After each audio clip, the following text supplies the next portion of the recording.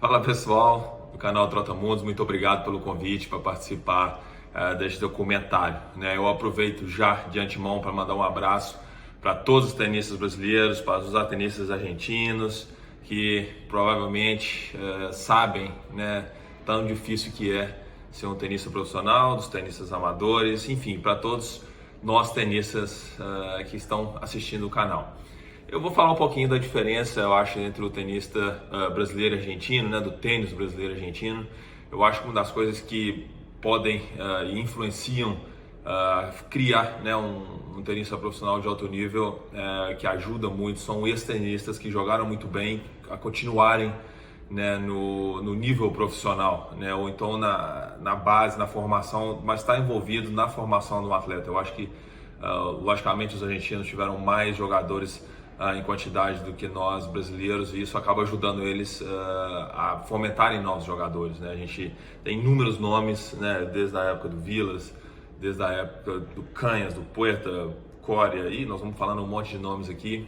A gente também teve os nossos nomes, o Marcos Daniel, a gente teve o Guga, a gente teve Sareta, e números que eu não vou falar o nome de todo mundo, senão eu vou acabar esquecendo eles vão ficar bravos comigo. E tanto no tênis feminino também, a gente teve a Maria Esther Buena, a Dadá, hoje a gente está com a Luísa, a Bia, e inúmeras, como eu falei, inúmeras jogadoras que também jogaram muito bem, jogam muito bem, e seria muito legal continuarem no meio tenístico para acabar fomentando nossos jogadores. Eu acho que também o fato da Argentina terem várias bases, vários centros de treinamentos, às vezes um muito perto do outro, eles acabam trocando experiências, ajuda bastante. Agora, são pontos delicados, que a gente, no fundo, a gente não tem certeza de qual é a fórmula de criar vários jogadores. A gente pode ver os Estados Unidos, Espanha, eles acabam, Itália, uma época tem mais jogadores, ou tem menos, eles vêm um investimento enorme tentando fazer um novo número 1 e não é fácil, mas eu acho que esse é um dos pontos principais da Argentina, de realmente, a gente vai num torneio, a gente acaba vendo inúmeros jogadores participando, ou através da confederação, ou através da federação local, ou de um clube, mas sempre realmente, ou como manager, sempre realmente muito envolvido nessa mentalidade desde pequeno a ser um tenista profissional. Mas eu acho que a gente está no bom caminho hoje, eu acho que vem novos jogadores formando, a gente tem os juvenis hoje jogando muito bem, campeões sul-americanos, a gente sabe que no futuro vamos ter outros grandes campeões, tanto no masculino como no feminino. Mais ou menos essa é a minha ideia, essa é a minha opinião. Então eu deixo aqui de novo um grande abraço para vocês, muito obrigado pelo convite. Vamos todo mundo treinar bastante para que novos talentos surjam.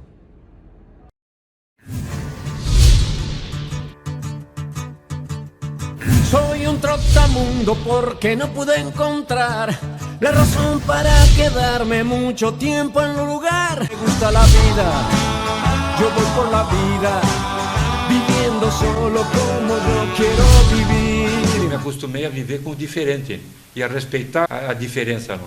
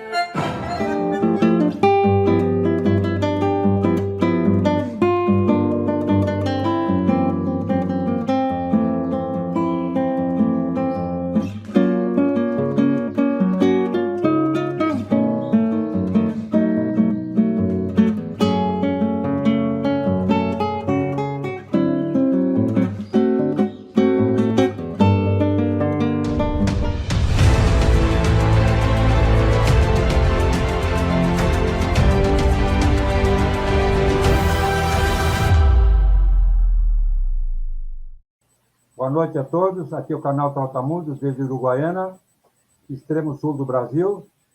É um prazer enorme estar com todos vocês. E vamos apresentar o tema hoje, o tênis, Argentina e Brasil. É um tema apaixonante, porque todo mundo gostaria de saber que nós somos vizinhos, mas temos uma história de tênis totalmente diferente. Fazendo a apresentação de todos vocês, primeiro a querida amiga, a grande tenista brasileira, Patrícia Medrado, líder do Comitê de Esportes do Grupo Mulheres do Brasil e diretora do excelente projeto de cunho social da Instituto Patrícia Medrado. Segundo lugar, Gilmar Machado, vários anos supervisor da ITF, trabalhou com a CBT, com a Davis, organização de eventos, Challengers, e atualmente empresário de jovens tenistas. Ricardo Berni, ex-tenista, convocado para a Copa Davis, o tenista universitário, primeiro jogador da faculdade Florida State University e consultor da ITF durante 5 anos. Valmor Elias, ex-presidente da Federação Gaúcha de Tênis, da CBT, e professor de literatura. Bom, para termos uma visão mais ampla do nosso tema, nós vamos ver agora, assistir 2 vídeos, um falando sobre o Ricardo Berni falando, e o outro, João Luiz Sete. A sua opinião, a sua visão sobre a diferença tênis Brasil e Argentina. Vamos lá. Sobre o sucesso, né, da Argentina no tênis mundial e o sucesso relativo do Brasil no tênis mundial. A Argentina, historicamente, né, ela teve um grande jogador, né, que foi o Henrique Moreira, enquanto o Brasil tinha, mais ou menos nessa mesma época, um pouco depois talvez, Barnes, Koch, né, Lelé, Lehmann, vários jogadores, né, de nível internacional. Mas a Argentina, ela realmente começou a decolar depois da era Vilas-Clerc. Vilas número 2 do mundo, Clerc número 4 do mundo. Então, vieram muitos jogadores na esteira deles, né? Jogadores, a Argentina teve muito entre os 100 do mundo, né? Mas muitos também entre os 50, né? E alguns entre os 20 e alguns entre os 10. Então, como eu falei anteriormente, o Brasil também teve grandes jogadores, né? Principalmente mais no passado. Ele teve Thomas Koch, Edson Mandarino, Barnes, né? Lelé, Lehmann, né? Alguns jogadores mais moços na época, era Reno, Luiz Felipe, etc. Tinha muitos jogadores nessa época, né? Bem mais aí pelos anos 70 aí, né? E muitos outros também. Depois dessa era, né, o Brasil teve ótimos jogadores também, né, que ficaram entre os 20 e 50 do mundo, né? Kiruair, Cássio Mota, Matar, Belucci, Ocevar, né? Então o Brasil teve esses jogadores, mas como eu falei, além de ser bons jogadores, mas chegaram até entre 50 e 20. Não tivemos, né, nessa época mais recente, né, um grande jogador que foi top 10 depois número 1 do mundo, que é o Guga, né? Então, assim, a gente vê que realmente o Brasil teve bons jogadores, mas a Argentina, na comparação, teve muito mais jogadores de top 10, jogadores de rankings, né, e melhores. Então, assim, o que eu acho, a minha opinião, é que a Argentina, como ele começou a produzir muitos jogadores, esses jogadores todos começaram a voltar para a Argentina, e eles formaram uma elite de técnicos, né, que desenvolveram uma filosofia praticamente muito parecida e começaram a treinar, né, jogadores de alta performance. Você pega hoje o Zé Luiz Clerc, né, que foi o número 4 do mundo, hoje ele tem lá uma academia que ele treina jogadores juvenis, que ele treina inclusive pessoas da Copa Davis, né? Então, assim, realmente, né, a grande diferença que eu vejo é essa aí, né? Porque, e além disso, eu acho que uma diferença muito grande também que tem é que os argentinos, eles são muito unidos, né? Tanto os técnicos quanto os jogadores, inclusive quando eles viajam, né? Todos vão ver o jogo de um argentino, Então, eu acho que isso aí também ajuda muito para dar uma força, né, mental, porque há essa união, né, que eu acho muito interessante. Meu querido Valmor Eli, os argentinos têm vantagem, ou têm uma cultura um pouco diferente da nossa, construíram ao longo do tempo uma cultura diferente da nossa e aproveitaram muito bem duas coisas: a quantidade maior, a grande quantidade de jogadores profissionais que ao longo desses últimos 30, 40 anos eles produziram, e aproveitaram essa grande quantidade de jogadores, não todos, mas uma grande parte permaneceu, né, trabalhando com tênis de competição, tênis profissional, tênis infanto-juvenil, todos eles em clubes, em academias, enfim, eles juntam-se em 2, 3 e formam uma academia, arrendam algumas quadras. Isso é uma coisa muito comum. E essa parte é muito importante, né? Porque eles conseguem levar a experiência de anos de circuito para um trabalho de formação e desenvolvimento de jogadores de alto nível, de competição. E esses garotos conseguem absorver e, enfim, e tirar um proveito dessa experiência grande desses jogadores. Junto a isso, eles têm uma concentração muito grande de jogadores em Buenos Aires, né? Tem 2 ou 3 lugares ali na Argentina onde os jogadores se concentram, principalmente em Buenos Aires, os profissionais, e eles conseguem fazer aquela química, né? Fazer acontecer aquela química importante dos jogadores profissionais estarem perto dos garotos, dos jovens jogadores que ambicionam, né, jogar tênis profissional. Então essa química também é muito importante deles. Para mim são essas duas coisas que realmente diferenciam aí a trajetória do tênis argentino nessas últimas 3 décadas, pelo menos, em relação ao brasileiro. Não vejo que nós brasileiros tenhamos nada a menos, né, do que os argentinos na questão de luta, enfim, de empenho. Mas vejo que eles conseguiram criar uma atmosfera, um ambiente muito mais favorável do que a gente conseguiu aqui no Brasil, sobretudo. Bom, nós tivemos uma visão do Ricardo Beren e uma do João Luiz Fett, ex-tenista, técnico ativo e cerca de 8 anos como capitão da DEI. Isso é muito importante. E agora nós vamos apresentar umas fotos dos jogadores mais importantes, Brasil e Argentina.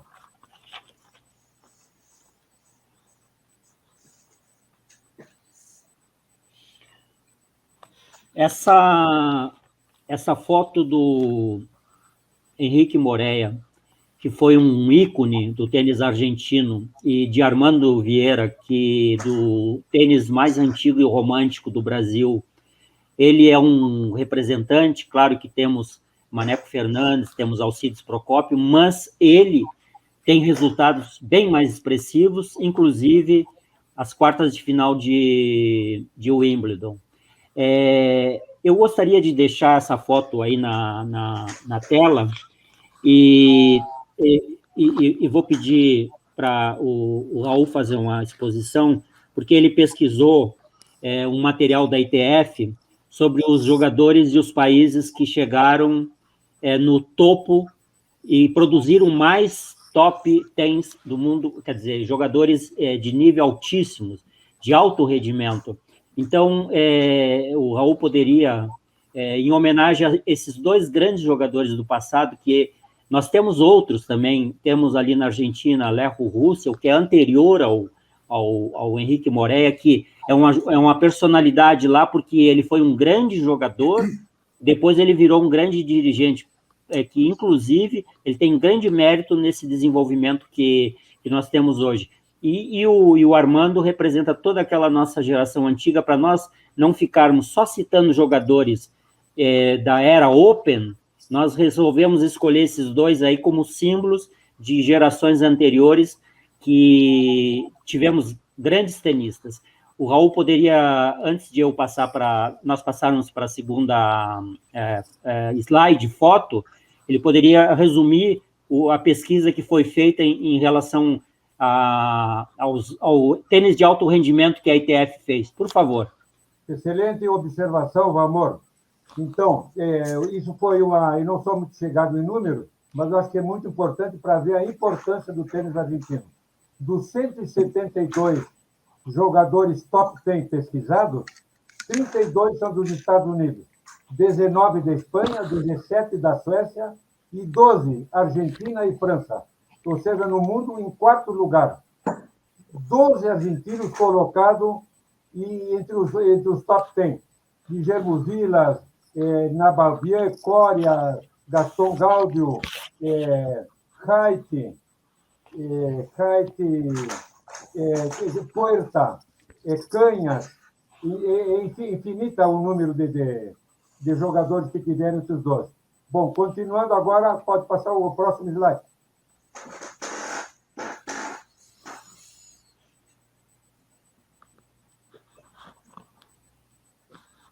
A Patrícia pediria para fazer um comentário sobre as grandes representantes que foram ícones para nós. A Maria Esther Bueno e a Gabriela Sabatini. Salve, Raul e todos. Olha, aí você caprichou nessas fotos, né? Porque realmente duas mulheres fantásticas de gerações diferentes, né? A Maria Esther, não precisa o que falar dela, né? Mais de 500 títulos ao longo de 3 décadas, 50, 60, e depois no retorno dela na década de 70, foi realmente uma atleta ao concurso, né? E brasileira, que muito nos orgulha. Todas essas conquistas. Uma pena que ela acabou jogando muito tempo fora e a gente não sofreu essa influência dela no Brasil, né? A gente não, os países precisam de ídolos para realmente trazerem mais interesse, despertarem maior interesse no esporte. A gente perdeu essa onda aí da Maria Esther, né? E a Sabatini, obviamente, que foi a melhor, né, jogadora em simples, ela foi a melhor jogadora da Argentina, ganhou um Grand Slam, era uma tenista muito carismática e recatada, então ela fazia muito sucesso, até mesmo pela sua beleza e também, obviamente, pelo seu jogo, né? E ela tem ali um pouco da gente também, do brasileiro, porque ela foi treinada pelo Kirmaí, nosso querido Carlos Alberto Kirmaí, e numa época em que ela, obviamente, jogou muito bem, né?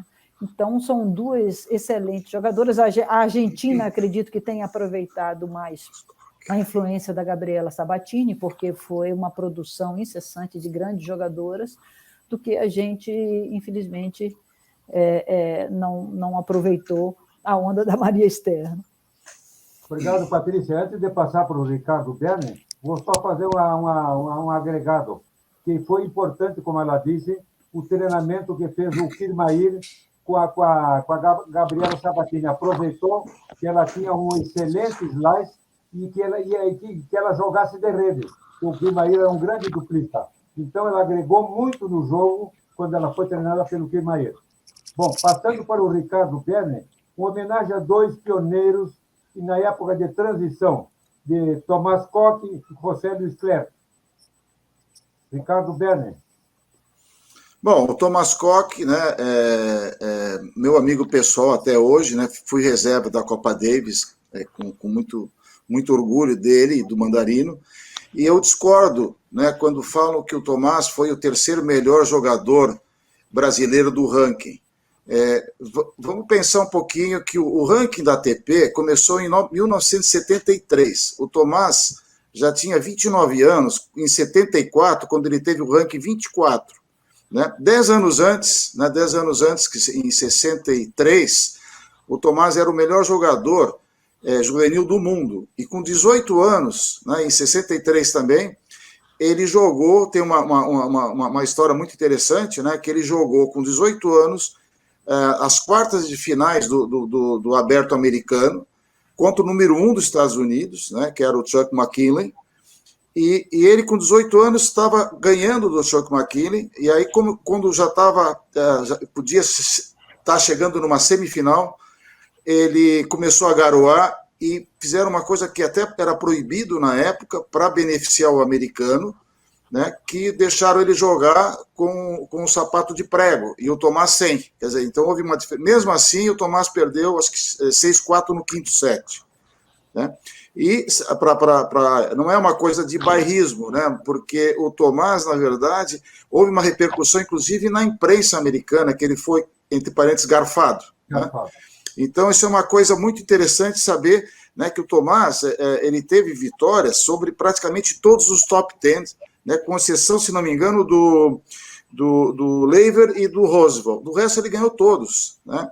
Então, eu acho assim, que a importância dele é muito maior do que dizer que ele é número 21 24 do mundo. Né? Não tá, isso aí, ele, depois do Guga, ele realmente é o melhor jogador da história do Brasil. Né? E ele também teve uma importância porque ele fundou, junto com o Luiz Felipe Tavares, a primeira promotora de tênis, né, do Brasil, que foi de uma importância enorme. Né? Trouxe os grandes torneios masculinos, feminino, Colgate feminino, WCT. Então, eu acho assim que realmente, né, a gente tem que guardar essa memória do Tomás como um jogador totalmente diferenciado de tudo que já apareceu no Brasil. Ricardo, excelente a tua colocação, porque o ranking do Tomás é mentiroso. Naquela época, ele era o melhor juvenil do mundo com 18 anos. E ele estava em Amsterdã e ele foi convocado. O United States Championship, que se jogava no West Side, em Queens, em Nova York, era por convite. E ele foi convidado e mandaram... Ele foi convidado e pagou um avião charter para ele vir especialmente para o torneio. E ele quase destruiu o torneio dos caras, porque ele foi limpando todo mundo e quase ganhou do Chuck McKinley. E ganhou de quase todos os bons. Eu acho que ele é considerado, depois do Guga, um dos melhores tenistas brasileiros, com certeza. Parabéns pela tua colocação. Vamos falar um pouquinho sobre um argentino, José Luiz Clerc, né? Famoso Batata Clerc.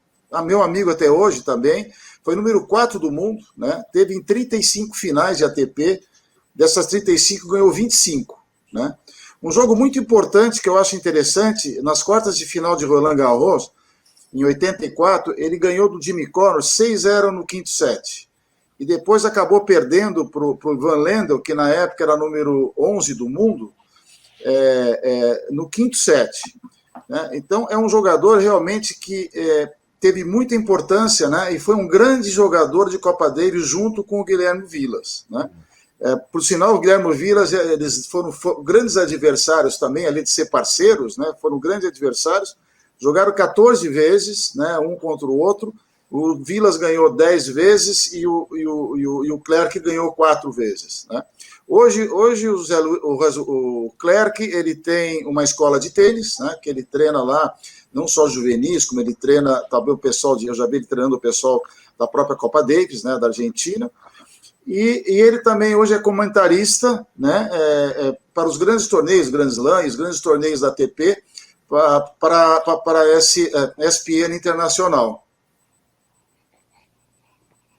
Correto. Então, continuamos agora com Patrícia Medrado comentando sobre o tênis brasileiro. Patrícia Medrado, Telena Pereira, Inês Dias. Vamos lá, Patrícia. Pois é, Niege e Teliana já são tenistas, grandes tenistas do nosso Brasil, entraram também no topo 50 do ranking, isso já é muito positivo para o tênis feminino. A Niege, chegou, na verdade, entre as 30 primeiras do mundo, jogamos muito juntas como duplistas e também jogamos muito contra uma contra a outra, a final no Japão, final de brasileiro. E a Niege era um fenômeno, assim, uma garra incrível, um topspin e aquele topspin super alto, seguido de swing volleys.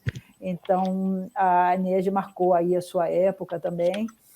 E a Teliana, uma guerreira de Alagoas, né? Nascida em Alagoas, mas que se radicou em Curitiba, e ganhou 2 WTAs, também alcançou a 48ª posição no ranking internacional, se retirou não faz muito tempo, uma menina de muita fibra, né? E tenho orgulho de dizer, a Teliana já não é da minha época, mas tenho orgulho de dizer que eu acabei com a Maria Esther também, participei 2 vezes de 2 Fed Cups, né? Que hoje em dia é a Billie Jean King Cup, que é a Copa Davis feminina, né? Na verdade, torneio de equipe.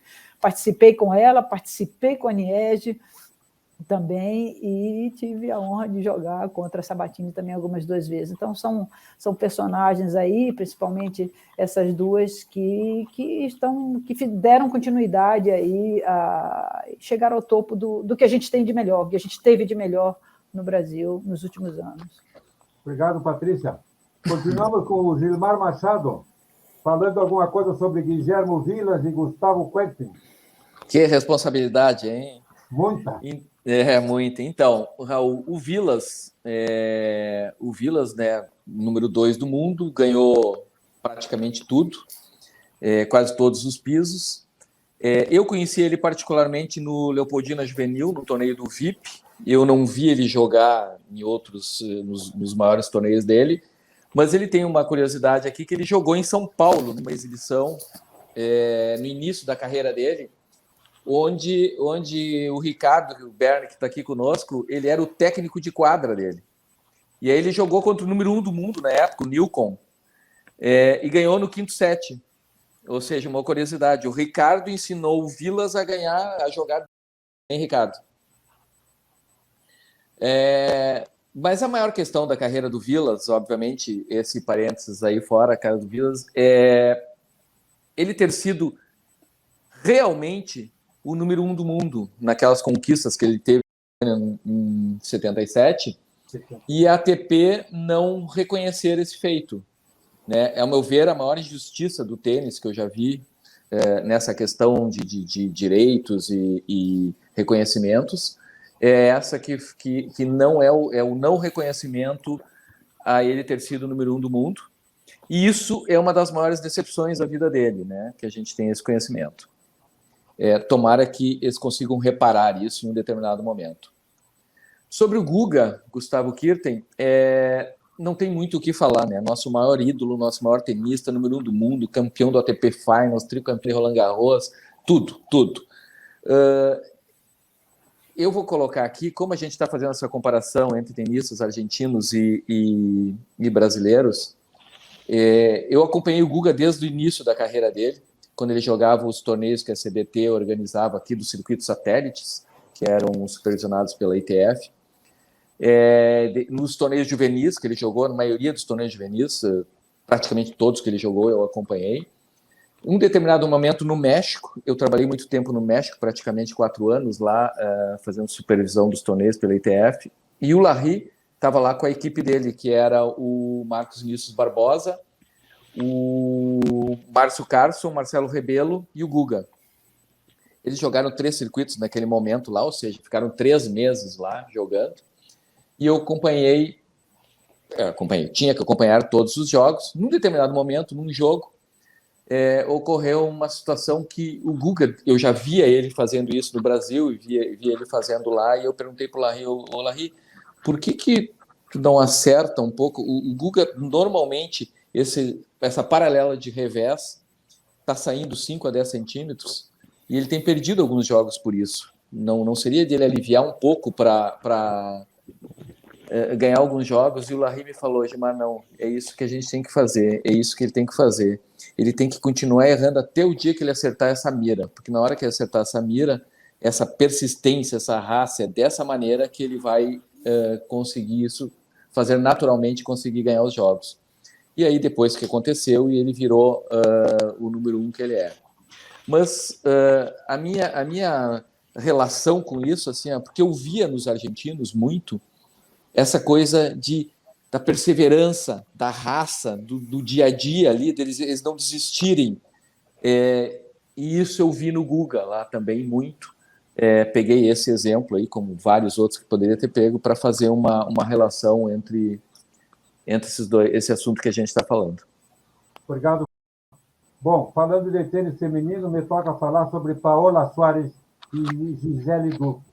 Eu acho muito importante algumas coisas que eu vou comentar, principalmente para o Valmor, que trabalhou na federação e na Federação Gaúcha e na CBT, e o Ricardo Berni, a Patrícia, a Sabatini, em 1989, convulsionou a Argentina. Ela, ademais de ser uma excelente jogadora, bonita, apresentando seus perfumes, tudo, terminou ganhando o US Open. Então, em 1989. Em 2002, aparece uma jogadora, filha de um cancheiro de Pergamino, pertinho de Buenos Aires. Começa a jogar e ela tem bons resultados, e ela foi um dia para pegar um apoio. Existe lá na Argentina, em Buenos Aires, o CENAR, Centro de Especialização de Alto Rendimento. E tem uma psicóloga lá que se chama Nelly Giscafré, irmã de Raquel Giscafré. A Nelly Giscafré é considerada uma das melhores psicólogas desportivas da Argentina. Ela foi a psicóloga das Las Leonas, que ganharam a medalha de ouro da Argentina no hóquei. E é também psicóloga desportiva de grandes polistas argentinos. Bom, a Paula se apresentou lá e disse: Nelita, eu quero que tu me ajudes a realizar um sonho. Eu quero chegar entre as 10 jogadoras do mundo. Bom, aí fizeram uma boa amizade e ela começou a jogar, terminou, ela foi uma boa singlista, ela chegou a 9 do mundo, ela realizou seu sonho. E como duplista, ela ganhou 8 Grand Slam,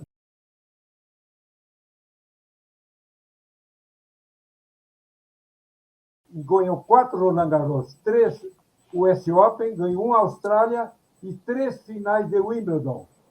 E ganhou finals também, a medalha de bronze, jogando junto com Patrícia Tarabini. Bom, isso é muito importante porque foi em 2002. Se nós passarmos para 2010, aparece outra jogadora argentina, Gisele Dulco, que foi uma excelente singlista também. Chegou a número 26 em simples, com excelentes resultados. E número 1 em dupla em 2010. Então, ou seja, que a Argentina vai cada 8, 10 anos tendo a número 1. E era uma moça bonita, foi modelo depois, então convulsionou novamente a Argentina. E nós tivemos atualmente, o ano passado, em Roland Garros, uma santafesina, Nadia Podoroska, que chegou a número 36 do ranking da WTA e foi a semifinal de Roland Garros.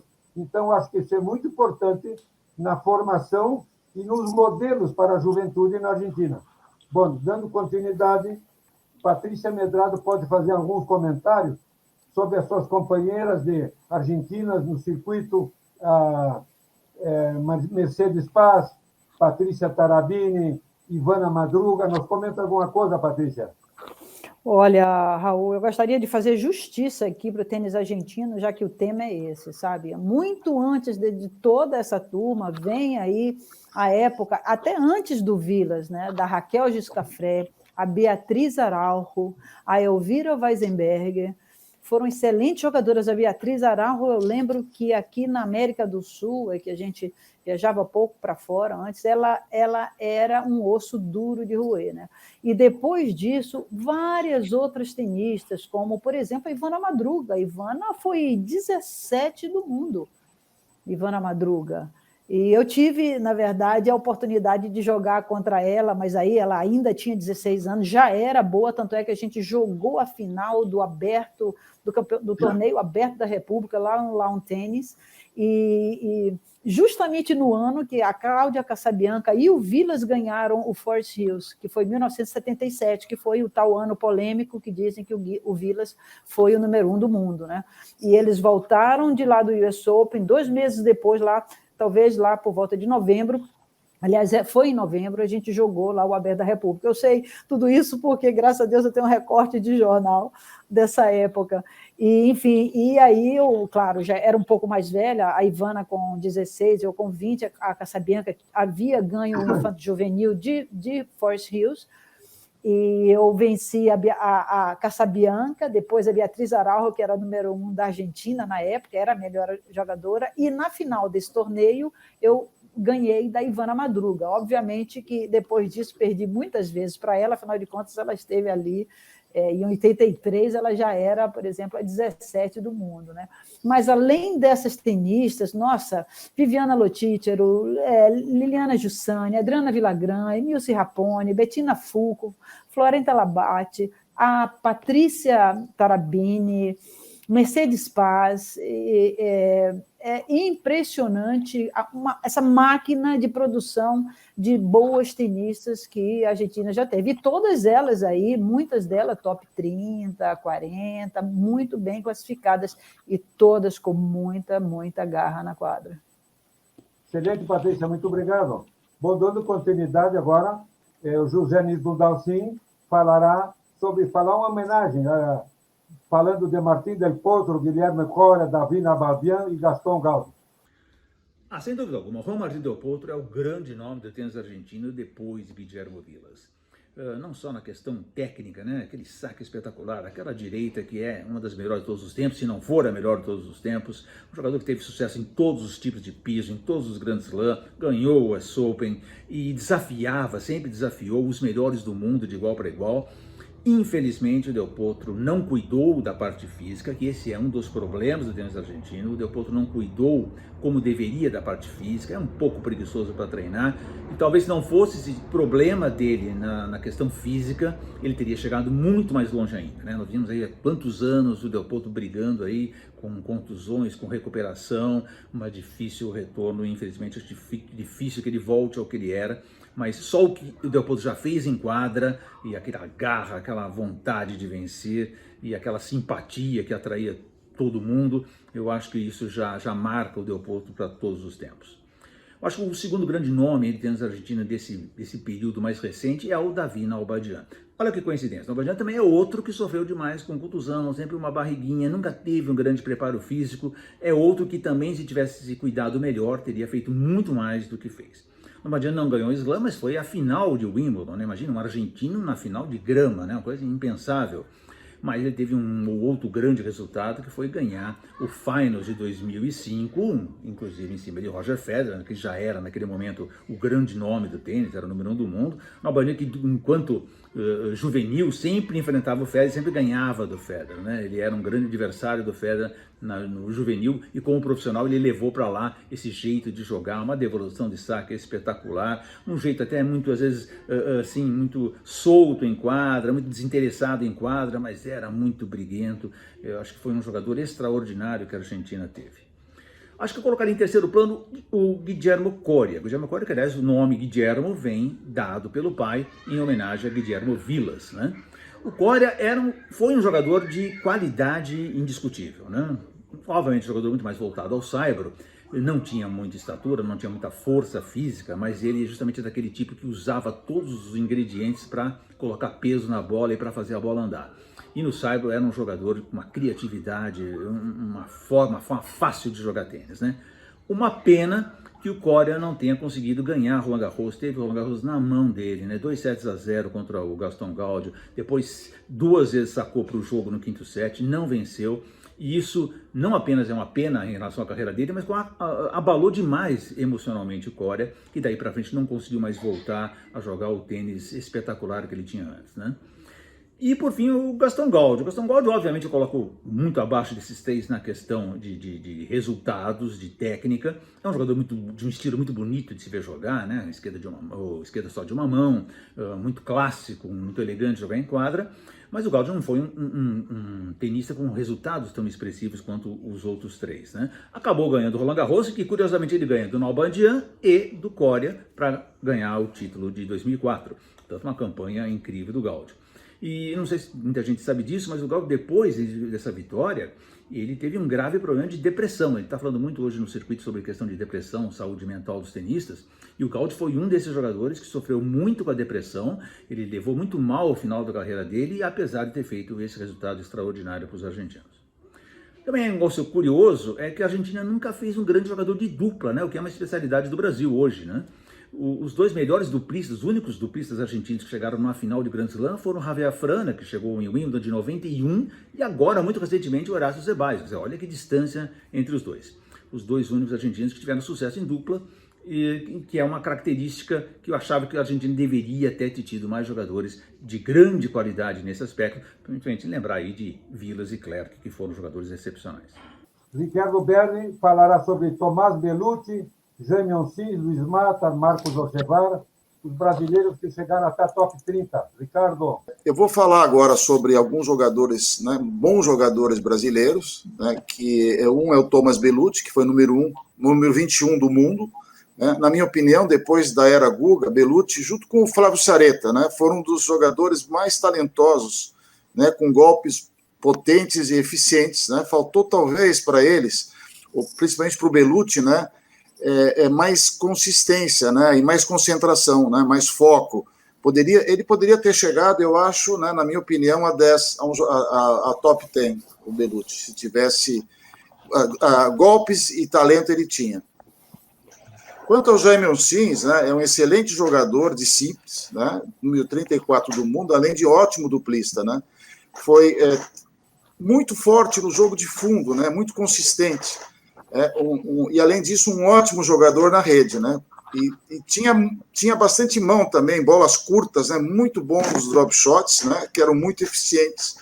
Teve vitórias sobre bastante jogadores bons, ranqueados. Né, talvez seja a passagem mais interessante, seja o jogo dele com o Ivan Lendl.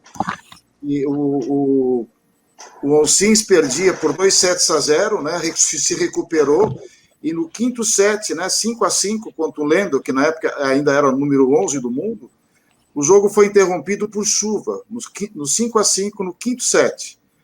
E esse jogo continuou no dia seguinte, né? E o Oncins ganhou do Lendl por 8-6 no quinto set. Né? É um belo resultado, né, do Jaiminho.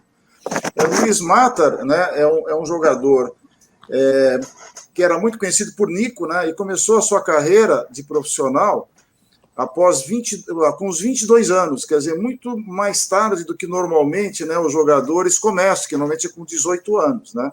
Com certeza, né, ele está entre os 10 melhores jogadores do Brasil, né, e ele ganhou 7 títulos em 11 finais. Né, jogador que ele não perdia, né, o adversário que tinha que ganhar. O Nico era muito difícil de ganhar dele, tinha uma garra muito, muito forte, né, talvez um dos melhores jogadores com a garra que eu vi jogar. Né, e por isso que ele era um excelente jogador de Copa Davis. Né, hoje ele é um empresário de sucesso, né? O Nico realmente ele é bom, né? Tanto na quadra como na vida empresarial. O Marcos Ocevar, né? Um gaúcho, né? Lá de Juí, né? Da minha terra, chegou a 30 do mundo, né? Com vitórias sobre Vita Gerulaitis, Hans Gildemeister, o Messir, né? O Miroslav Messir.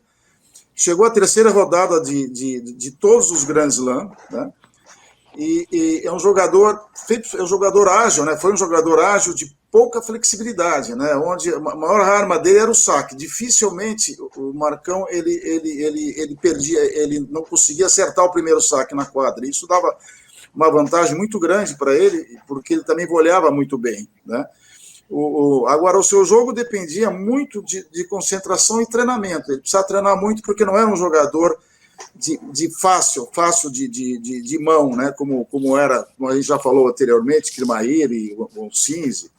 Então, assim, ele realmente, né, ele acabou caindo no ranking. Ele chegou a 30, né, em 83, e ele acabou caindo no ranking por duas razões, né? Uma que ele teve lesões, né? E a outra, na minha opinião, ele para 84 ele escolheu muito mal o schedule dele de torneios, né? Porque como você tem que defender pontos, eu acho que ele fez uma escolha um pouco equivocada, mas mesmo assim o Marcão foi um grande jogador, né?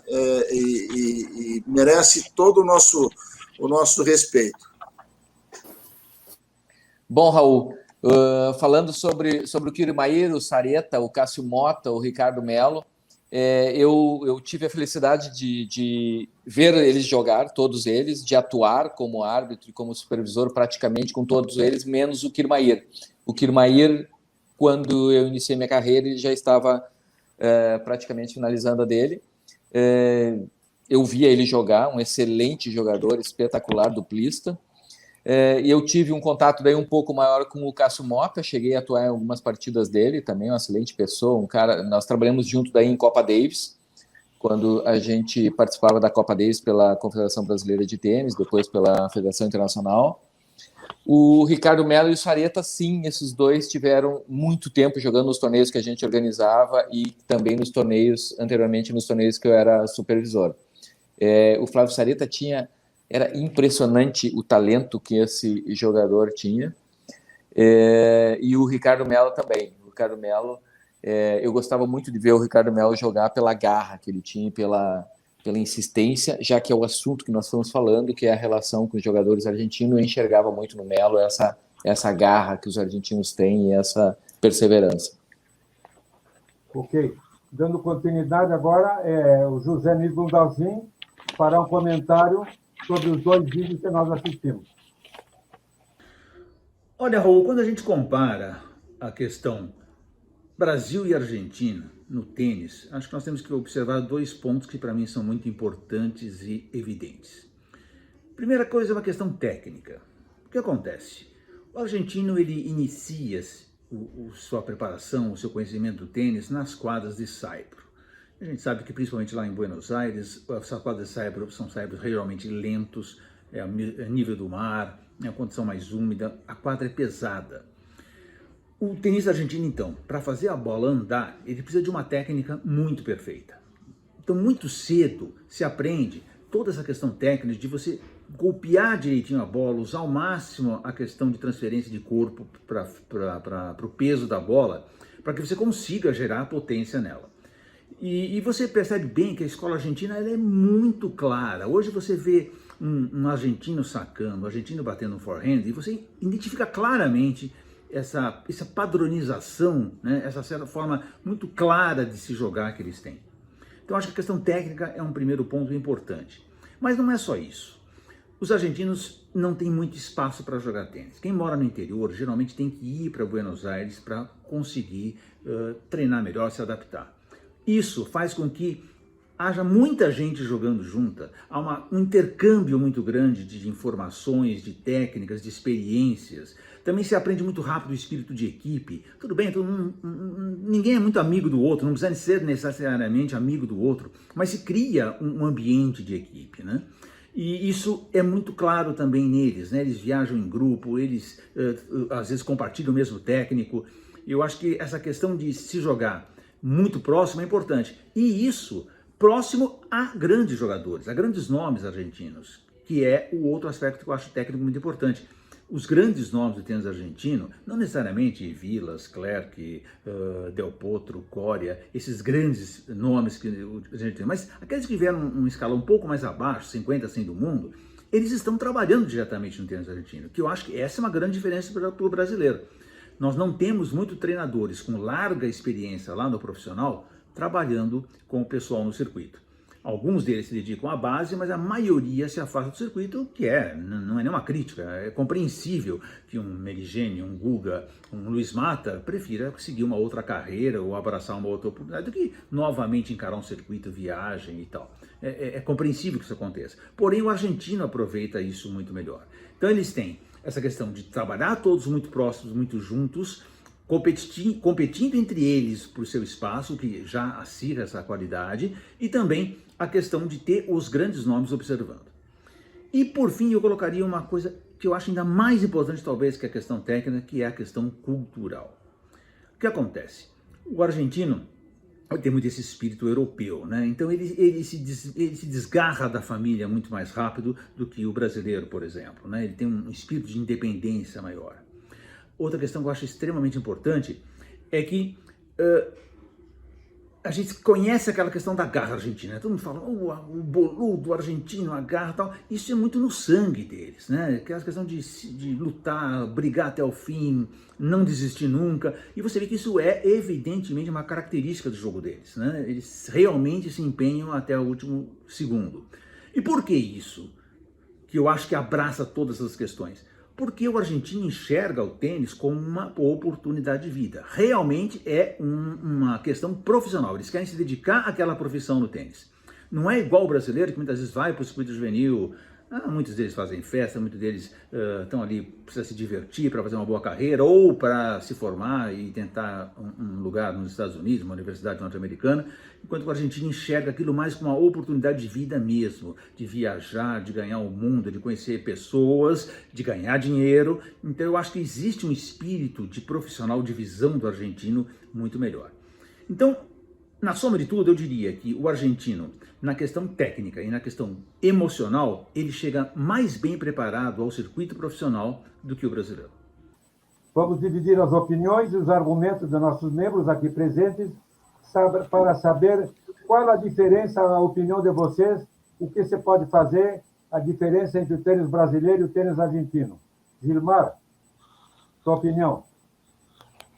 Olha, esse tema dos jogadores argentinos, jogadores brasileiros, para mim ele é muito presente, porque durante aquele período que a CBT, na gestão do Valmor, que iniciou esse processo de ampliar as possibilidades para os jogadores brasileiros participarem dos torneios do circuito satélites, principalmente para os jovens que estavam iniciando na carreira, nós chegamos a realizar 8 circuitos satélites aqui no Brasil, sendo que a maioria deles eram aqui no Sul.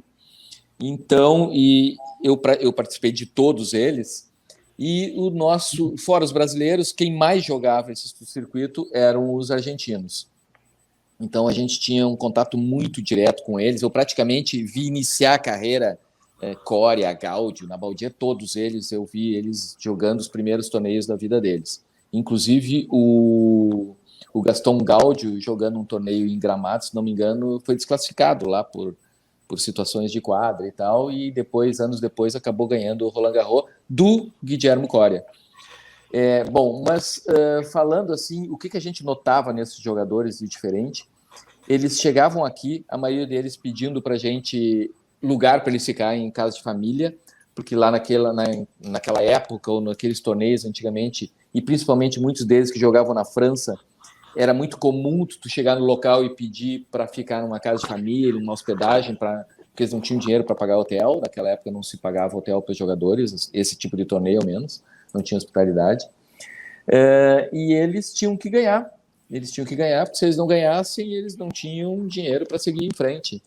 E a brincadeira, que na realidade não era uma brincadeira, mas era uma percepção, é que enquanto o juiz não desse o ponto final, não terminasse a partida, o argentino não perdia o jogo. Ele ia até, ou seja, não tinha, enquanto não tivesse finalizado o match point, para ele o jogo não estava perdido. Então a gente brincava muito, para o argentino tinha que realmente ver ele morto, como se diz, porque senão o jogo ele ainda podia ir lá e ganhar, principalmente dos brasileiros, que tinha essa coisa que a gente notava muito. Chegava um determinado momento, já ganhei, papapá e tal, e vinha os argentinos com aquela raça, com aquela garra, e tinha essa coisa que a gente notava de um psicológico muito forte, uma questão de preparo físico muito forte, que eles trazem lá dessa escola argentina. Por outro lado, a gente tinha aqui um grupo de jogadores, do qual até a gente já citou alguns, eu citei ali acima o Sareta, o Melo, tinha uma infinidade de jogadores brasileiros com um talento impressionante. O Guga era um deles, o Guga iniciou inclusive depois disso, né? Muito talento mesmo, um tato na bola diferente e tal. Inclusive, se a gente fizesse uma união dessa garra, dessa perseverança, desse psicológico muito forte dos argentinos com o talento que os nossos brasileiros têm, com certeza nós teríamos muito mais gente aí nesse número aí que tu deu aí, Raul, de top 10. Obrigado, Gilmar. Gilmar, só vou fazer um comentário, que o Silvio o Silvio Bastos, da comentarista da SPN, professor de Niterói, me comentou que os brasileiros, quando eles fizeram o Future, a primeira coisa que apresentavam, quantas estrelas tinha o hotel. E os jogadores argentinos chegaram a pé em Niterói e perguntaram se ele conseguiria um lugar no vestiário para eles ficarem ali, que eles tinham bolsa de dormir. Continuando, pergunto para o Ricardo Berni que comente algo sobre sua visão do tênis brasileiro e do tênis argentino. Eu acho assim, eu não sei se tem alguma coisa cultural, né? Porque a Argentina teve muita influência europeia e inglesa lá, né? Eu acho que talvez como o começo, né, de tudo. Mas na verdade isso que o Gilmar citou, né, da garra argentina, eles têm isso aqui, e isso parece que é um conjunto de jogadores que tem essa garra, né? Dá até uma coisa assim de você ter uma percepção que eles são muito unidos com aquilo que foi conversado antes. Para a gente ter assim uma ideia da diferença que teve do tênis argentino para o tênis brasileiro, né? Você tem os argentinos tiveram 12 jogadores entre os 10 do mundo, né? O Brasil teve 1. Né? Se você olhar, desses 12 jogadores, 6 eram top 5, né? Entre os 5 melhores do mundo. E depois tem um estudo, né, de 73, quando começou o ranking até 2020, dos 3 melhores, os 3 melhores sul-americanos, né, ano a ano, quer dizer, 73, 74, qual eram os 3 melhores sul-americanos? Os argentinos tinham 84 jogadores nesses 3 melhores, nesses anos todos. O Brasil teve 12. Então, assim, existe uma diferença gritante, né, entre, como a Patrícia falou no feminino, no masculino também. Né, é muito jogador bom, né, que veio de lá. Quer dizer, então, eu acho assim que isso existe também muito porque pela escola, né, pelos jogadores que voltam, né, e continuam, é um ciclo, né, que continuam e voltam para a Argentina e ficam treinando os novos, os juvenis, né? Então isso aí, eu acho que isso aí é que falta um pouco para a gente, essa estrutura, né, essa estrutura de base, né, de técnicos, de treinamentos, que o Brasil nunca teve. Eu acho que o Brasil falta um pouco de união, né, para criar uma associação, essas coisas que foram tentadas tantas vezes, né, ou de unificar, né, o ensino, e nunca foi para frente. Então, eu acho que isso aí é uma coisa que eles têm que a gente não tem. Ô, Ricardo, só para te ajudar um pouco, pegar o teu gancho, assim, complementar, inclusive, minha fala ali, uma coisa importante que a gente notava muito tu falou da base, eu falo de base do número de jogadores.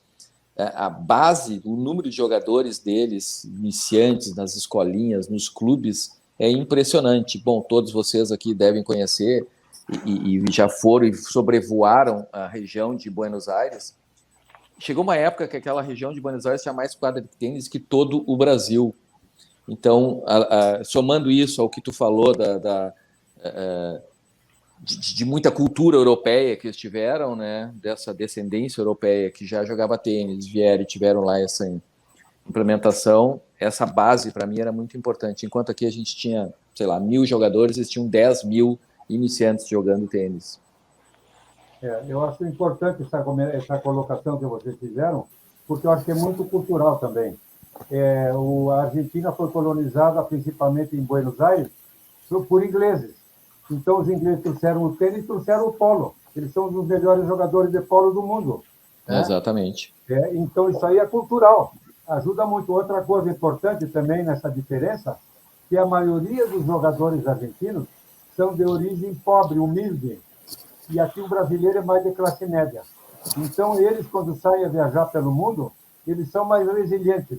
Eles vão para o norte da África, eles vão de mochila, e um caso, por exemplo, que vale a pena, é gritante, que comentou muito, eu escutei isso do Renato Messias, da Bandeirantes, comentando que ele acompanhou o circuito Cossati, o Diego Schwartzman, que era um mau jogador, e de família muito pobre, olha o tempo que ele vem, há 4, 5 anos entre os 20, top 20, e atualmente em top 10.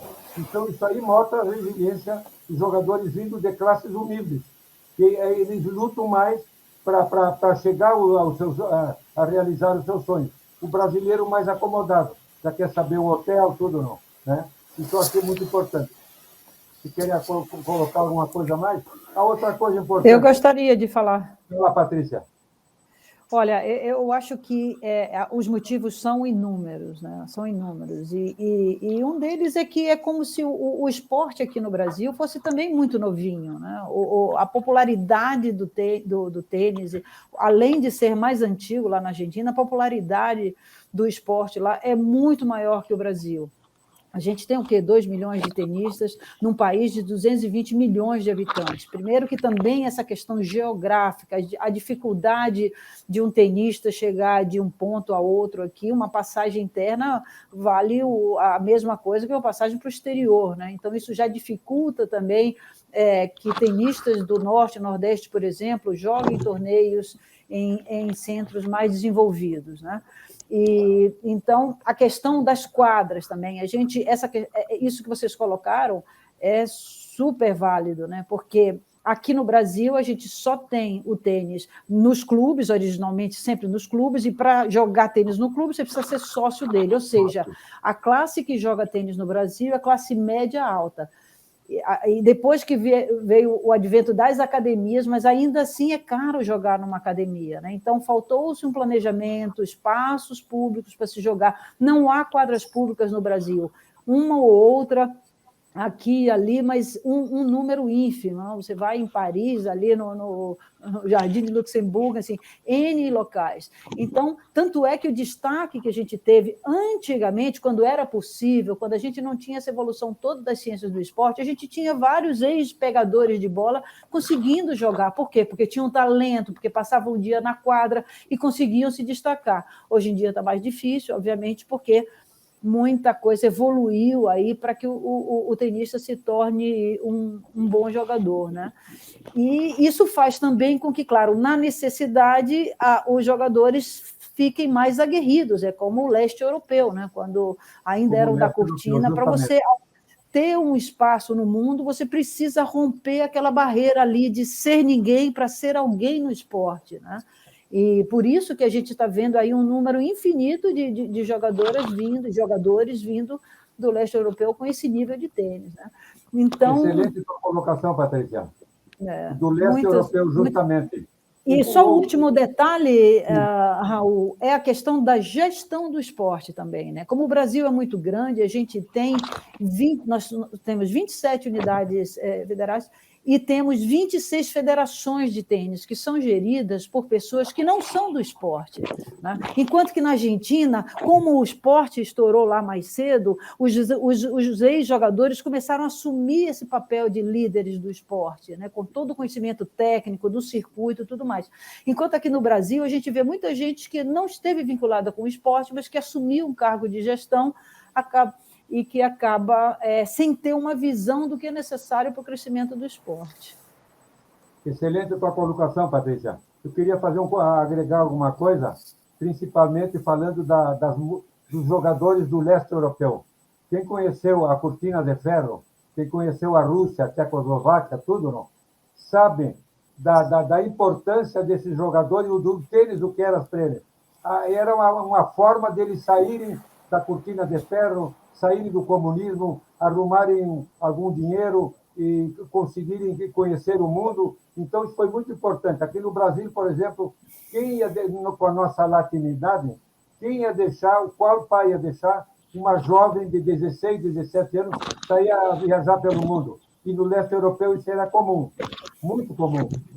Outra coisa que eu queria comentar também, que o Ricardo falou, desses jogadores argentinos, que eles comentam que são os mais importantes, o Guillermo Coria e o Nalbandian tiveram, por questão de semana, se eles tivessem ganho uma partida, um torneio, podiam ter sido o número 1 do mundo em simples também.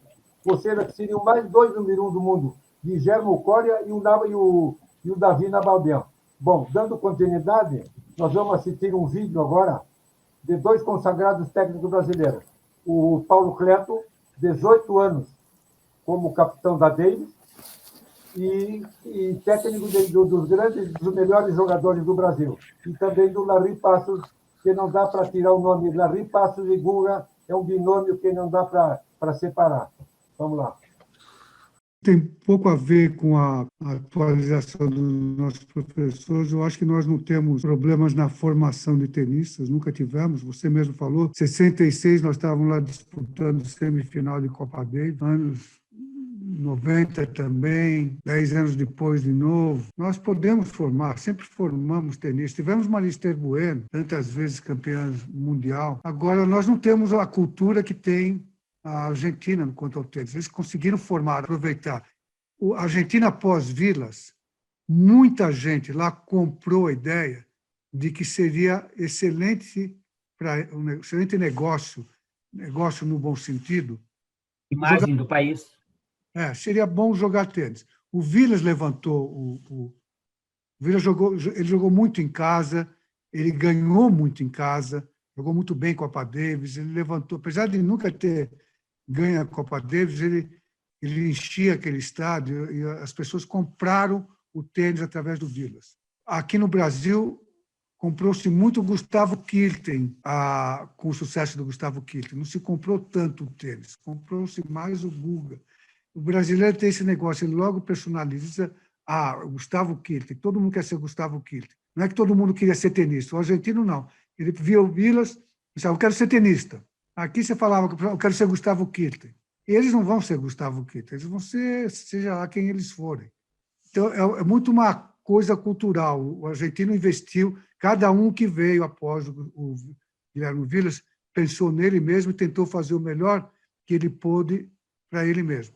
Aqui ficou um monte de gurizinho pensando que era o novo Gustavo Kirten, e ou sentiu a pressão e não conseguiu ser o Gustavo Kirten, ou nunca foi, porque não era para ser. Eu acho que é muito cultural. O argentino tem a cabeça mais focada no esporte individual do que o brasileiro.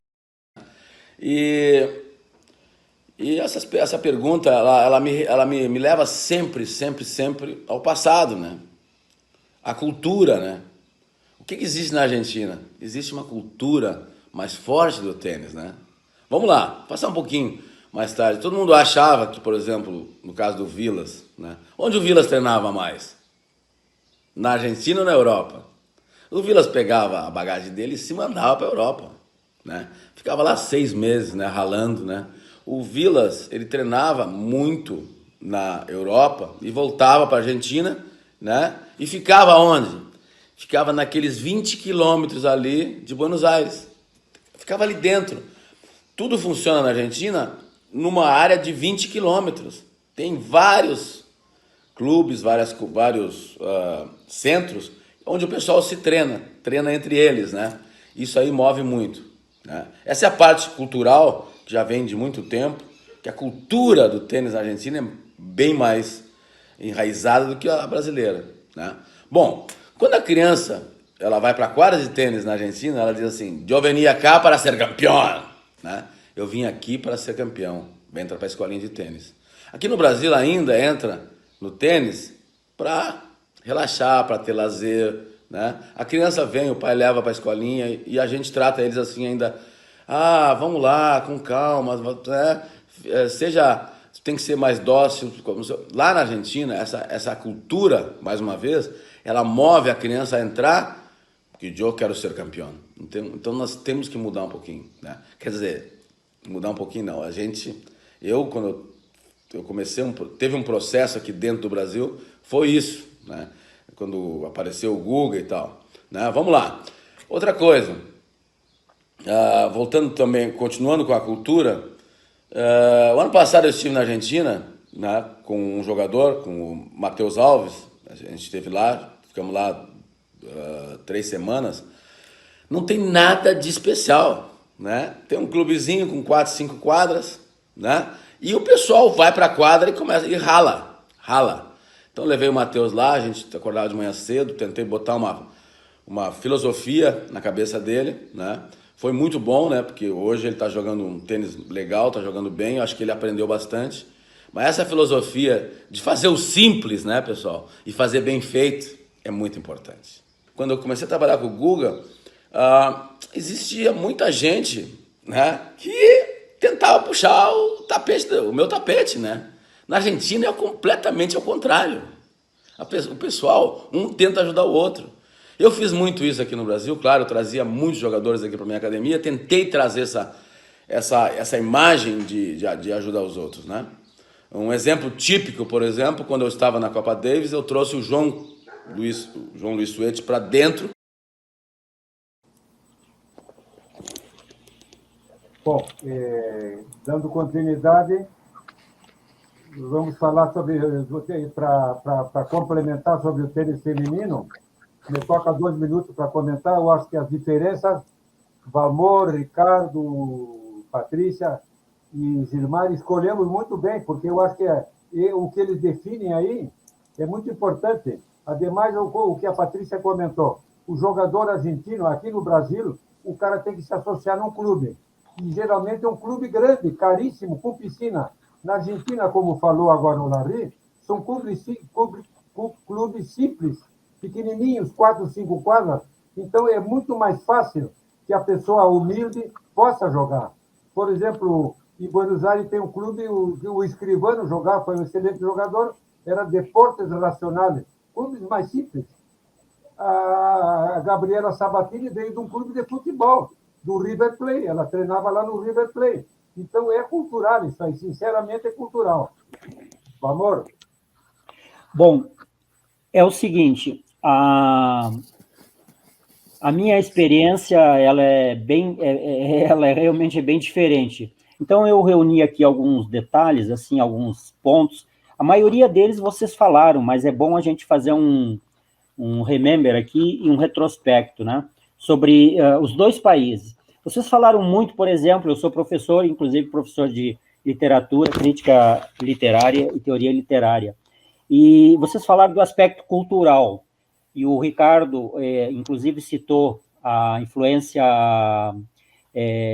inglesa e também tem a influência violenta espanhola na cultura argentina. Mas é importante esse negócio do poder cultural agir também sobre o esporte, sobre o tênis. Não nos esqueçamos que a gente está falando aqui só de tênis, mas vocês devem saber melhor que eu, por exemplo, que hoje no mundo inteiro temos grandes técnicos de futebol espalhados por tudo que é lado. A Argentina, eles têm 5 prêmios Nobel. O Brasil não tem nenhum. E se vocês, todos vocês aí falaram sobre o aspecto cultural, que isso a gente tem que entrar nesse aspecto aqui para começar a entender por que eles tomaram uma dianteira tão violenta. O Ricardo Bern falou lá no início do vídeo uma coisa que eu acho super importante. Até o Moreira, nós tínhamos jogadores melhores que eles. Lelé Fernandes, Barnes, mesmo o Maneco Fernandes ganhou do Moreira aqui no Alberto Santos, e Thomas Koch, Mandarino, Ivo Ribeiro, Lemonta. Depois ali deu um salto, eles aproveitaram aquele boom, nós perdemos o pós-Guga, e eles realmente fizeram uma coisa espetacular, que eles pegaram, a Patrícia falou da Maria Esther Bueno, bem lá de trás, mas eles pegaram o Vilas, Clerc e Sabatini, fizeram uma mola propulsora que isso aí nunca mais parou. Então, eu estava falando do aspecto cultural, eles têm 5 prêmios Nobel. Para vocês terem uma ideia do que significa Argentina e Buenos Aires, o Gilmar até falou do número de quadras. Teve uma época que, eu não sei, dados atualizados exatamente hoje, mas tinha uma época que Buenos Aires tinha mais biblioteca que o Brasil, todo. Só a cidade de Buenos Aires tinha mais biblioteca que todo o Brasil. E Buenos Aires teve uma época que tinha mais cinemas que o Brasil. Aí a gente quer analisar só o aspecto do tênis, que a Patrícia falou, o Gilmar e o Ricardo e o Raul fez até levantamento, mas tem a cultura geral. A UBA, Universidade de Buenos Aires, a UBA, ela tem 4 prêmios Nobel. A nossa USP aqui, que tem 5 vezes o orçamento da UBA, não tem nenhum. Então, nós temos que entrar em outros aspectos para analisar isso aí quando a gente vê a cultura de 2 países. É interessante a gente ser bem abrangente, porque senão nós achamos que o fenômeno só está concentrado no tênis. Não é? Ele tem outros aspectos. vai no Prêmio Nobel, vai em outras coisas. Então, você começa a descobrir uma série de detalhes. Eu relacionaria o seguinte, tem um aspecto cultural, tem um aspecto geográfico que o Larry falou, e vocês também notaram, a Patrícia tinha ressaltado dos 20 quilômetros, tudo concentrado. Eu, como presidente da confederação, eu tive, antes também como jornalista, eu fui umas 30 vezes à Argentina e umas 20 vezes, 10 vezes para passear e umas 20 para cobrir, trabalhar lá. Tanto é que dos jornalistas brasileiros, ninguém cobriu a carreira do Vilas como eu, porque eu acompanhei tudo. Tinha até intimidade com o Juan Carlos Belfonte, que acabou de falecer, preparador físico dele, Horácio Biloc Caride, que era o procurador dele e era o presidente da associação.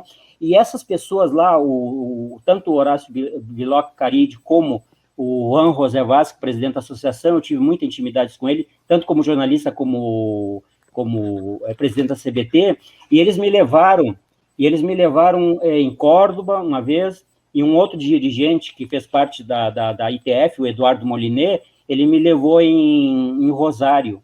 E é impressionante que eu notei, por exemplo, eu fiquei uma semana no Obras Sanitárias, que é um clube gigantesco que tem lá, que tem todos os esportes, é um tipo de um Pinheiro, Sojipa ou Minas Tênis Clube, tem esse perfil assim, Grêmio Náutico União, lá de Porto Alegre, é clubes poliesportivo. E eu fui lá em Córdoba, que é interior, fui em Rosário, que é outro interior, e eu perguntei até uma vez para o presidente lá, o Juan José Vaz, que foi um dos 3 presidentes que deram um impulso na Argentina, como é que eles conseguiam, o Ricardo falou, na unificação, e lá eles usam um outro termo, Ricardo, eles usam padronização do ensino. E me chamava a atenção que eu estava no Buenos Aires, lá o tênis clube, seja como dirigente, jornalista, ia a Córdoba, ia a Rosário, ia no Obras Sanitárias, no Tênis Clube Argentino, que também é um clube muito conceituado lá, e eu olhava assim, o pessoal me levava lá, e os professores, eles davam aula exatamente no mesmo método, no mesmo sistema, eles têm um padrão. Então, aí nós vamos entrar num outro negócio que nós vamos falar aqui, que é a capacitação dos nossos professores. Ninguém tem nada contra ex-boleiro ser, graças a Deus, progredir, evoluir, essas coisas todas, mas lá eles investem pesado nisso. Já na época do Moreira, que foi o homem que implantou lá as tais de escolas nacionais del tênis, em toda a Argentina ele fez isso. Ele até é um homem muito polêmico lá, muito contestado, porque ele tinha um temperamento bastante diferente, né? Tanto é que esses 2 presidentes que eu falei para vocês, o Biloc Caride e o Juan José Vázquez, eles eram inimigos, assim, igual aqui, iguais os dirigentes daqui, não muda muito, não. Só que lá tem uma cultura também que eu gostaria de relacionar, que lá, quando uma pessoa implanta alguma coisa correta, boa e séria, o Moreira implantou isso, depois entrou um grupo político totalmente adversário dele lá. O que eles fizeram? No Brasil, a gente sabe o que faria. A gente acaba tudo que o cara tinha feito antes. Lá não, eles pegaram e aperfeiçoaram a capacitação, aperfeiçoaram os cursos, o treinamento. O Raul falou aí da parte de psicologia. Eles estão avançadíssimos em fisiatria, fisioterapia, preparação física. Eu me lembro que quando o Juan Carlos Belfonte, que era o homem que acompanhava de confiança do Vilas, assim, era impressionante, a gente conversava com ele estava atualizadíssimo, viajava, participava de simpósios e tal. E outra coisa que lá funciona muito é o aspecto multidisciplinar.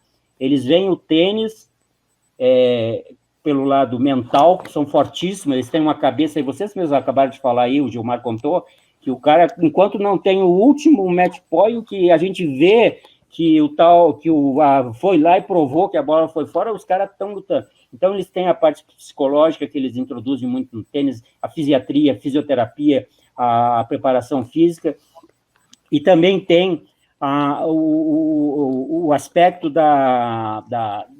que é interessante. Agora nós temos que tentar até numa questão polêmica.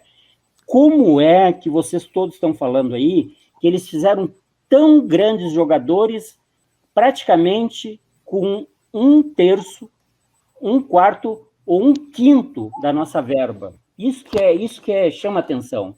Claro, daí vocês vão dizer, a Patrícia falou, um país gigante, que tem 8 milhões e meio de quilômetros quadrados, são 26 federações, cada federação com uma realidade, mas lá eles têm, com certeza absoluta, um quarto ou um quinto da nossa verba que é investida no tênis, seja em leis de incentivo, estatais, loterias aqui, tem COB, tem verbas de patrocinadores gigantes, material esportivo, lá eles não têm esse manancial, então eles conseguiram realmente, que todos já falaram, e os depoimentos gravados, eles têm uma cultura geral tenística que é impressionante. Eu, por exemplo, quando eu cobria a Copa Davis, eu peguei exatamente, graças a Deus, peguei aquele período lá que saiu o Ricardo Cano e entrou o Clerc e o Vilas. Então, quando eu me lembro que muito bem disso, quando eu terminava os jogos, eu ia lá para o centro, que na época era uma época bem mais antiga, eu também não sou tão jovem, a gente ia lá para usar a Intel, que era a central de telex, de telecomunicação,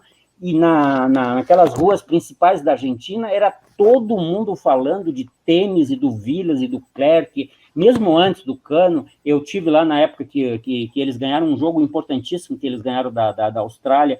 Então, existem aspectos aí que são realmente... E uma coisa que nós todos temos, vocês têm até mais experiência que eu, ninguém faz esporte sem ídolos.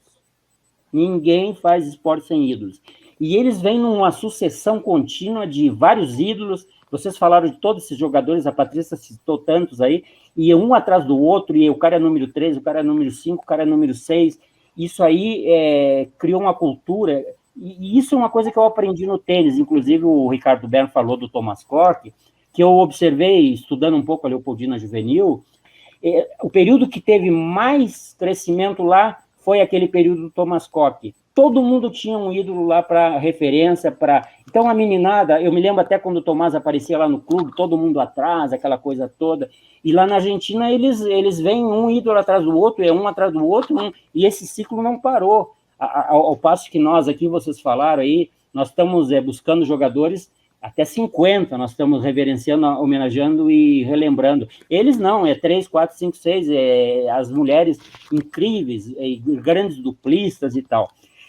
Também tem que levar em conta, no aspecto cultural, uma coisa que o Raul falou aí, dos jornalistas, da imprensa, mas uma coisa importante, lá eles têm mas muitos jornalistas do padrão do José Nilton Dalcin, mas muito. Eu acompanho uns 5, 6 sites e blogs e podcasts deles, e lá o cara, ele vive só para escrever sobre tênis. Então, isso aí é uma cultura, assim, realmente que a gente...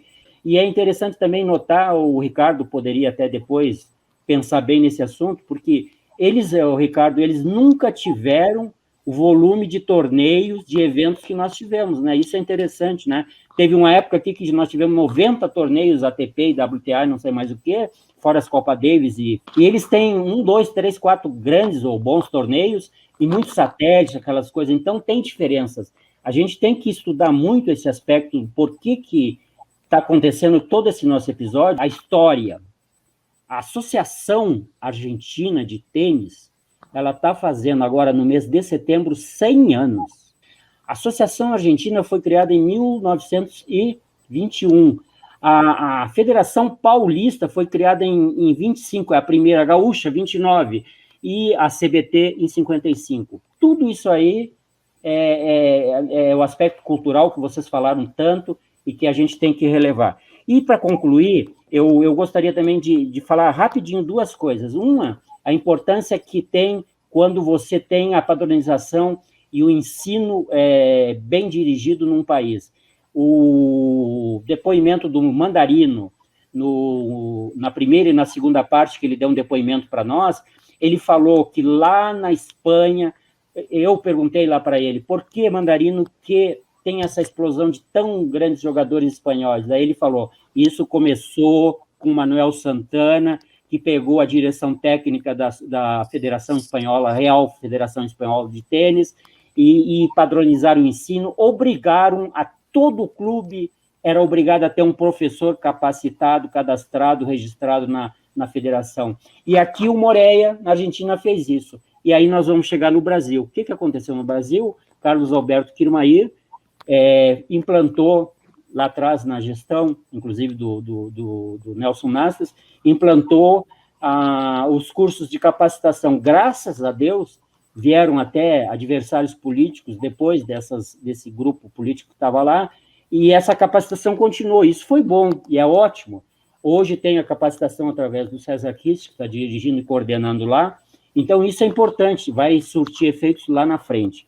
Vocês agora eu passo para a Patrícia, que comenta, agrega alguma coisa a mais?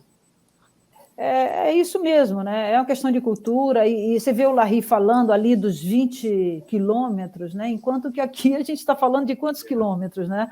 Então, está tudo acontecendo aqui no Sul, e o que a gente pede do resto do Brasil? E mesmo aqui em São Paulo, por exemplo, né? Que é essa grande metrópole, você, para sair da Zona Leste para vir para um centro qualquer, é mais de uma hora. Mais de uma hora e meia. Eu com meus projetos sociais, fiz um centro de treinamento ali para os melhores meninos que a gente treinava, e eu tenho depoimentos do garoto que hoje em dia está até nos Estados Unidos, 2 horas para ele chegar até o Pacaembu, por exemplo. 2 horas, ele aprendeu inglês no tempo que ele gastava estudando nos transportes públicos, né? Então, essa distância, esse tamanho desse país também não ajuda nada a essa formação de jogadores. E também, assim, passando um pouco para o lado das mulheres, é um país ainda muito machista, né, ao encarar o tênis, né? Quer dizer, os dirigentes também são homens, as promotoras, quer dizer, todo o entorno, os comentaristas. Então, às vezes a gente até vê alguns comentários, isso agora, felizmente, melhorou bastante, mas já se escutava um pouco de comentários pejorativos com relação as mulheres, né? E a gente precisa ser bem falada, né? Uma tenista precisa ser bem falada para que a outra que está assistindo se inspire naquela história e queira viver aquilo e queira ser alguém, né? Então, tomara que a Olimpíada ajude nisso, né, Patrícia? Com certeza. A Olimpíada está dando um bom exemplo, as mulheres estão cada vez falando mais, se posicionando. Você vê que tem também nos esportes olímpicos aquela sexualização e o uniforme. Então, as jogadoras estão até colocando mais as suas... Quando no futebol, por exemplo, elas jogavam com os uniformes dos homens, né? Então, as mulheres também vêm ganhando um espaço aí, e a gente precisa de mais representatividade, né? E só assim, mas se vê que as mulheres já são quase a metade da delegação, né? As medalhas também estão vindo aí pelo feminino, e há que se ter um olhar também focado nisso, alguém que pense nisso, né? Obrigado, Patrícia. Bom, agora vamos aproveitar a experiência de nosso dirigente, Valmor Elias. Passo a palavra para fazer as considerações.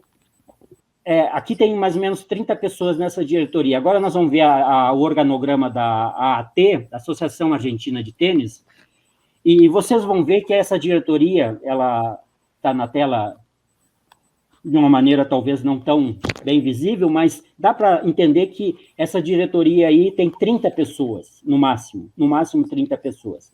E aí nós vamos chegar no ponto crucial que eu gostaria, depois até que eu me estendi demais, que vocês também tecessem as considerações gerais e finais. Nós vamos ao próximo painelzinho, que nós vamos olhar o seguinte, ó. A Associação Argentina, ela tem, prestem atenção, ela tem um presidente, Agustín Caleri, que foi ATP 16. Ela tem o vice-presidente Mariano Zabaleta, que foi 21. Ela tem o diretor de desenvolvimento lá, que para eles é importantíssimo. Essa palavra desenvolvimento, para eles, é sagrada. Eles têm lá um jogador que foi Frank Scolari, ATP 11 do mundo. A Patrícia falou nas mulheres importantes da história. Mercedes Paz, 28 do mundo, faz parte da diretoria. Florência Labate faz parte da diretoria, 26 do mundo. Florência Molinero, que a Patrícia deve conhecer bem melhor que nós. Aí nós vemos aqui, ó, Guilhermo Coria, número 3 do mundo, faz parte da associação. O José Javier Acasuso, ATP 20. Martin Geit, 10 do mundo, também faz parte da associação e da diretoria. Tem um jogador aqui que não é tão, assim, ranqueado, 272, Só que esse jogador que está aí, faz parte da diretoria, ele foi o técnico que praticamente fez o Gáudio. E tem um outro jogador aqui, que é um jogador que talvez até a Patrícia conheça, o Ocevari, o Marcos Ocevari, que é conhecido e amigo dele, Jorge Juan Cano. Ele joga muito ITF, veterano, sênior. Então, veja bem, eles têm uma cultura lá dentro da associação, e eu também não ninguém vai dizer agora que eu estou pregando que a associação, que a CBT tem que ser assumida pelos tenistas, não é isso. É que nós temos que ter pessoas.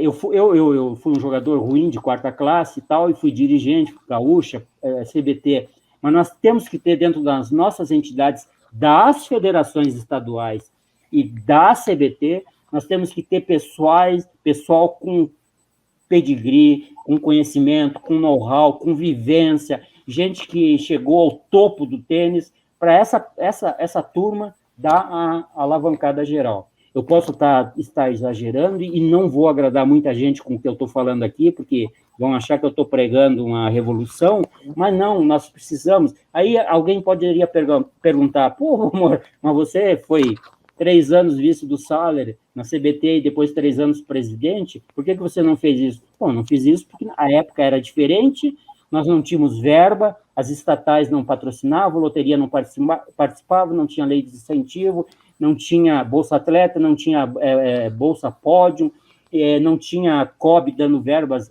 incríveis. Então, hoje nós temos um manancial para realmente investir e pegar esses grandes jogadores. Aí o Ricardo Berni fez uma observação uma vez para mim, que eu acho importante eu ouvir pessoas que têm um conhecimento como ele, que é um homem super vivido, mais experiente que eu. Ele falou, os jogadores brasileiros não querem assumir essa parte de dirigente, e nem que o Larry e o João Suete falou que os grandes jogadores argentinos, que muitos não estão aqui, até 100, até 200, até 300, eles foram ser técnicos na Argentina. E tem aquilo lá que o Larry falou, e o João Suete falou também no vídeo, 4, 5 quadras eles arrendam e fazem centro de treinamento, e aquilo lá vai gerando jogador e mais jogador. Então, os nossos jogadores também têm que se conscientizar, eles precisam, e os dirigentes também têm que abrir um pouco as portas e dar vazão para essa gente entrar e ajudar a trabalhar, porque são pessoas que podem contribuir. Então, nós temos um monte de jogadores, hoje praticamente são poucos, temos lá Marcos Ocevari no Rio Grande do Sul, o Júlio Góes, campeão brasileiro, um bom jogador, ótimo jogador, mas muitas vezes indo para o tênis recreativo, tênis social. Então, nós temos que canalizar essa força de pegar know-how e experiência e atuar dentro das entidades, dentro dos clubes, dentro das federações, e em projetos. Nós temos muitos projetos, seja projetos filantrópicos, como o da Patrícia, no Instituto Patrícia, lá da Fundação Tênis, lá do Rio Grande do Sul, e outros, muitos que estão da Rede Brasil Tênis, e todos esses projetos, nós temos que pegar gente capacitada, gente que viveu o tênis, gente que ralou dentro da quadra, que foi treinada por diferentes técnicos, para nós melhorar todos esses aspectos. Resumir todas as ideias que eu apresentei aqui, e principalmente as ideias brilhantes que vocês todos e os nossos entrevistados apresentaram antes, né? Obrigado, Valmor. Excelente análise. Agradecemos a todos os presentes, e como homenagem ao tênis dos países Brasil e Argentina, faremos um painel com o Vila, Sabatini, Guga e Maria Esther Bueno. E com ele, homenageando a esses, homenageamos a todos os jogadores brasileiros e argentinos que deixaram seu suor encantando os tenistas e as quadras do mundo. Obrigado a todos. Boa noite. Boa noite. Obrigado. Boa noite. Um abraço a todos, obrigado. Boa noite. Obrigada.